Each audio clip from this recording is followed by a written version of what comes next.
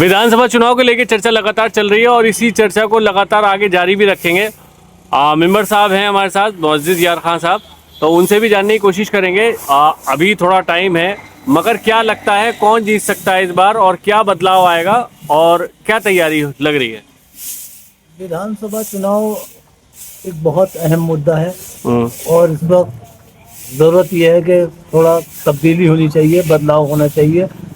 और बदलाव होने के लिए पार्टियों को अलग अलग न लड़के कम से कम एक गठबंधन ऐसा होना चाहिए जो कम से कम मौजूदा सरकार को और जैसी जनता के अंदर एक भावना है कि बदलाव होना चाहिए।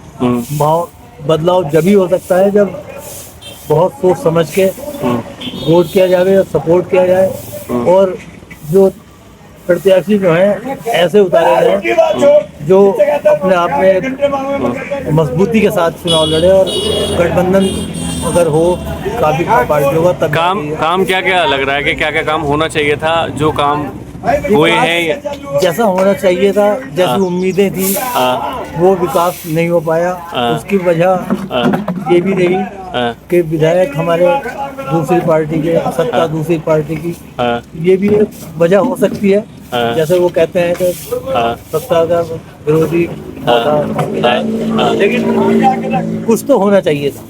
इतना तो हक बनता था। इतना तो आप इस चीज को ये कहना चाह रहे हैं कि ये वाली बात ही दो दोहराई ना जाए कि हम जो है सत्ता में नहीं, कोई भी कैंडिडेट ऐसा लाया जाए जो मजबूती के साथ चुनाव लड़े और कम से कम महागठबंधन ऐसा हो जो जिसे टक्कर दे सके, जब ही जाके ये तब्दीली हो सकती है। वरना अगर अलग अलग हो गए लड़े तो इसमें कोई दो राय नहीं कि दोबारा फिर बीजेपी आने से कोई रोक नहीं सकता। आप देख सकते हैं ये चर्चा इसी तरह चलती रहेगी। मैं मोहम्मद फराज, केसर न्यूज़।